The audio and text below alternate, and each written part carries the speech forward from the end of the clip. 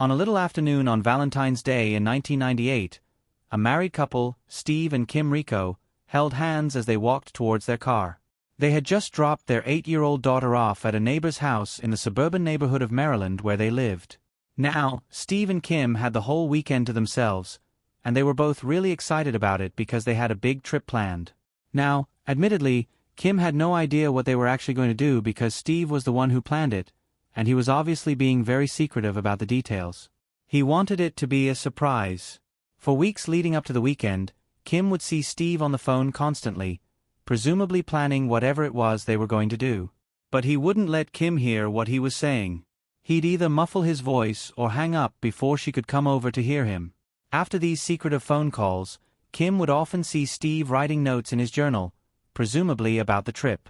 The only detail Steve shared with Kim about the trip was to make sure she wore something nice. When they reached the car, Steve hopped into the driver's seat, and Kim sat in the passenger seat. As soon as Steve started the car, Kim turned to him and said, "Are you going to tell me? Where are we going?" But Steve just grinned and said, "Nope, it's a surprise." Kim gave a theatrical sigh and sat back, pretending to be frustrated. Inside, though, she was just excited. This was so cool that Steve had put so much effort into planning something special. Kim felt happy seeing that her husband was trying to make her happy. This was a refreshing change, as lately, their relationship had been rocky. Kim and Steve had been married for 9 years by this point, and they were very different people. Steve was a homebody and introverted, while Kim was the opposite, extroverted and social. When they first met, their differences brought them closer together. Kim had just dropped out of college and had little experience with relationships. She would meet guys at parties or bars, but they would always break her heart.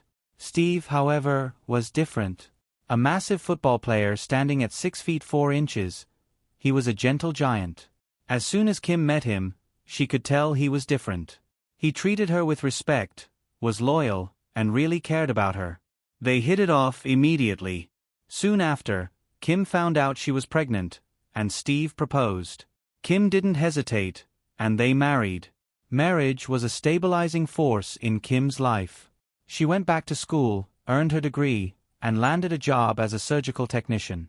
Steve turned out to be a fantastic father and stayed home with their daughter when she was a baby, so Kim could work. It was always funny for Kim to come home and see Steve standing in the doorway, cradling their infant daughter. With his massive frame, their baby looked so tiny in his arms. Unfortunately, over the last year, Kim had noticed a change in Steve.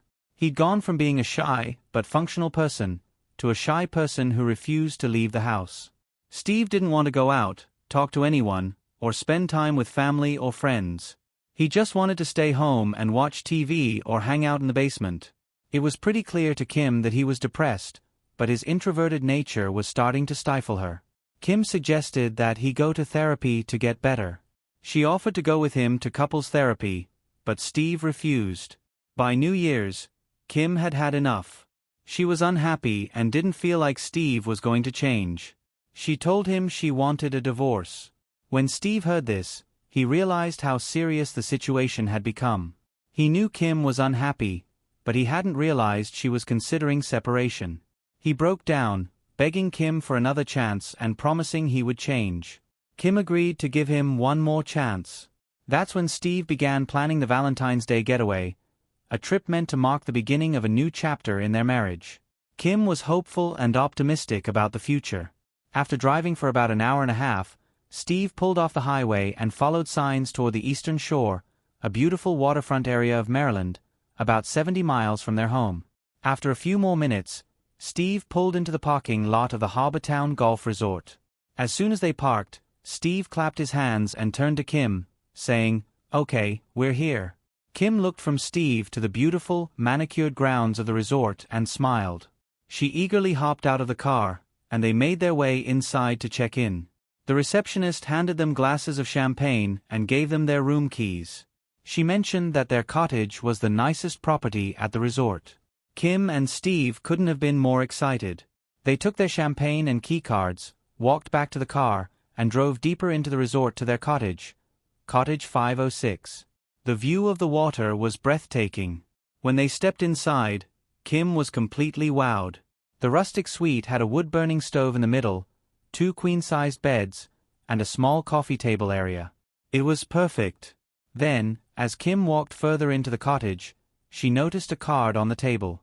It looked like a wedding invitation. Kim was confused and looked over at Steve, who just smiled and said, "Go check it out." Kim walked over, picked up the card, and began reading it. As she read, her face lit up with a smile. It was indeed a wedding invitation, but not for a real wedding. It turned out that Steve had planned much more than just a night away. He had purchased a romantic getaway package, which included the beautiful cottage and a professional dinner theater performance. The invitation described the performance, a murder mystery called The Bride Who Cried. The actors would stage a fake wedding, and at the end of the night, someone would be killed. For an extrovert like Kim, an activity like this was perfect. Kim felt totally touched that Steve had clearly heard her, and the first thing he did to try to win her back was to begin doing the things that Kim really wanted to do, going out and having fun. After Kim finished reading the card, she turned and looked over at Steve. Steve was a little nervous because he wasn't sure if Kim would like it. Kim broke into a huge smile, walked over to Steve, and gave him a big hug. Steve was so happy and hugged her tight right back. Kim and Steve spent the next couple of hours sitting by their fire inside their cozy cottage, drinking champagne, talking about the future, and just telling stories while having a good time. Around 7 p.m., Steve and Kim put on their nicest clothes and walked over to the event hall where the dinner theater was going to take place. The hall was set up with round tables for the audience.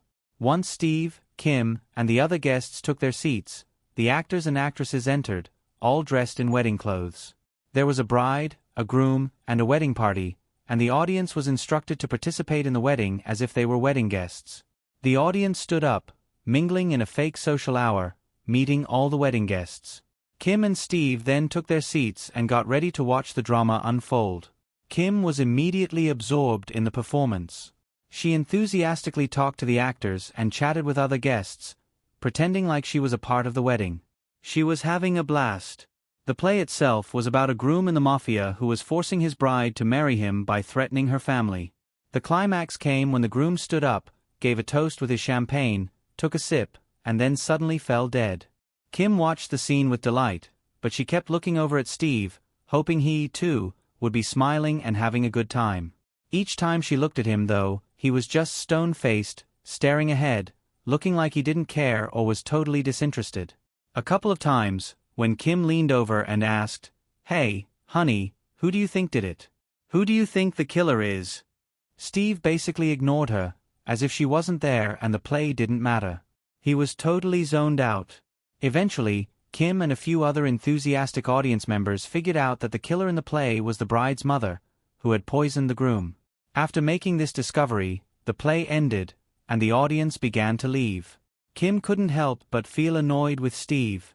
He was so silent and uninvested in the play. They came all the way here, and he wasn't even pretending to enjoy it. But Kim also thought, Steve put a lot of effort into this weekend.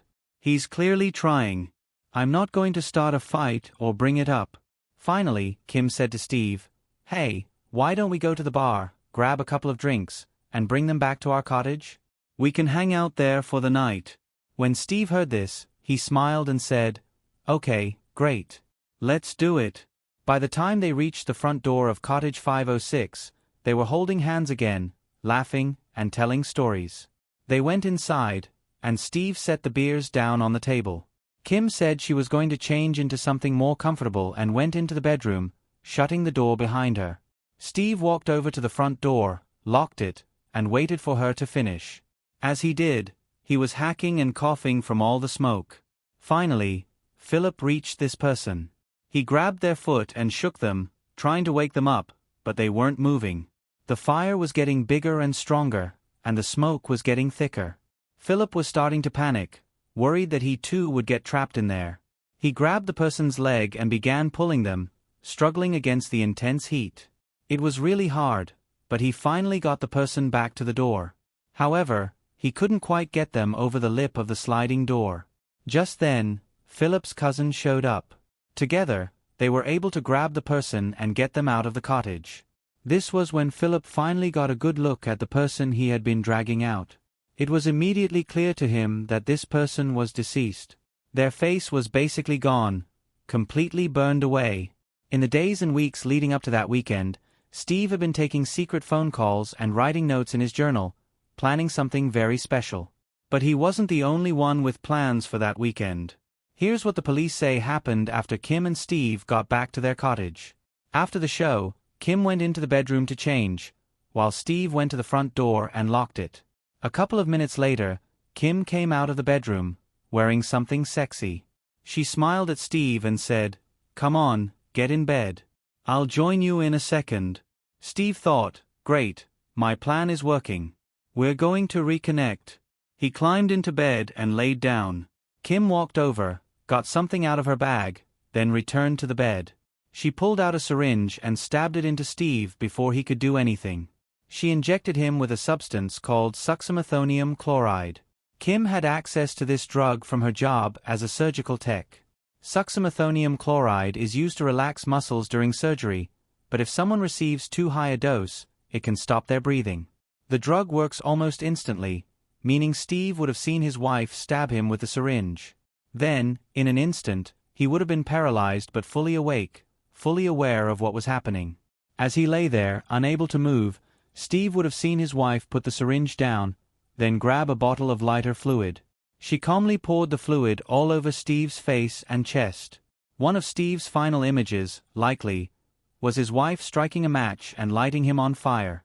After lighting Steve on fire, Kim casually walked out the back sliding door, leaving it slightly ajar. She made her way to the resort lobby, where she put on an act, claiming that her cottage was on fire and that she thought her husband might still be inside. Philip overheard Kim say that her husband might be inside the cottage, which is when he and his cousin jumped into action. They ran to the cottage and ultimately found Steve's deceased body inside. Kim had never intended to give Steve a second chance in their marriage. She was already having an affair with a much younger man, a Marine, and she was simply done with Steve. While Steve was telling his friends and family how he was going to make a huge effort to save his marriage, Kim was openly talking to her friends about how she wanted to murder her husband. But no one took her seriously. They thought she was just venting, being dramatic. However, as soon as the news broke that Steve had died in the fire and Kim had not, people rushed to the police to tell them that they suspected Kim had something to do with it. Kim was convicted of her husband's murder and sentenced to life in prison. It turned out that the main reason Steve had been so secretive before going on this trip was that he wanted it to be an unbelievably special romantic recreation of the couple's first date. He had been calling all of Kim's friends and family members, asking them questions about things she liked. He wanted to incorporate all of her interests into this trip. After making these calls, Steve would write in his journal, not just about the logistics of the trip, but about how much he loved Kim and how excited he was for their future together. Steve truly believed they were on a path to reconciliation, but, of course, that was not the case.